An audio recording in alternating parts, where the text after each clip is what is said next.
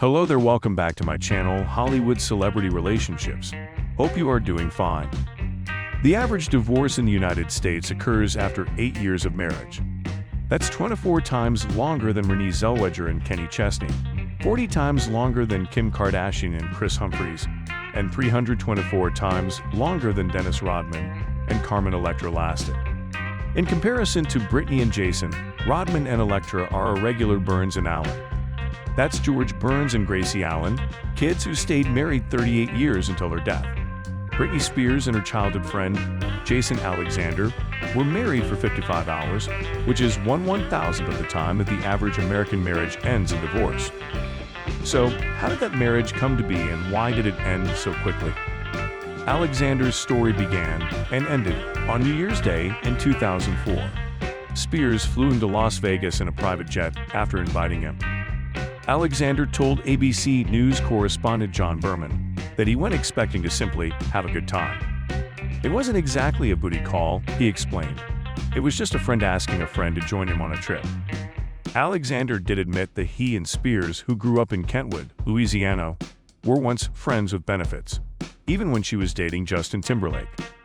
There was a time when Britney and I hung out, Alexander explained. He called and I was kicking it with her. Kind of like the guy behind the scenes that no one knew about. Then came Las Vegas, and he was no longer behind the scenes. She just asked me, Alexander explained. Well, let's get married, she said. And I said, sure, let's do this, you know. They were drinking. According to Alexander, there were party favors. What kind of party favors are you looking for? Alexander said with a smile.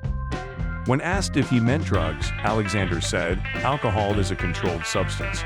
Coffee is a narcotic. Cigarettes are a controlled substance. We were indeed using drugs.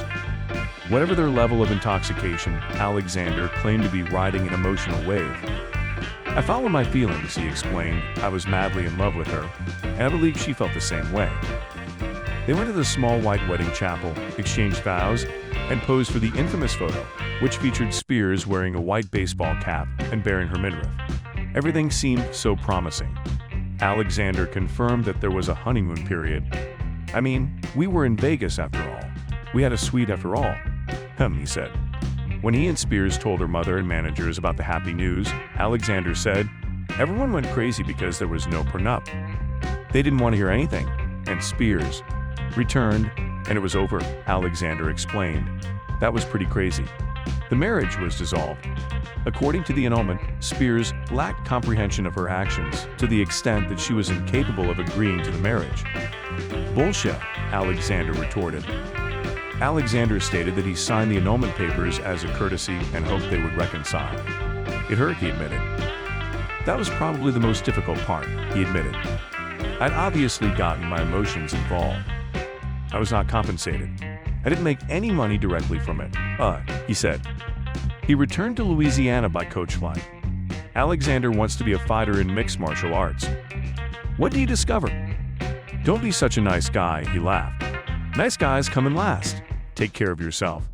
If you are a regular Joe and want to get involved in a relationship with a celebrity, make sure you are thinking business. Spears described the annulled marriage in an interview with E!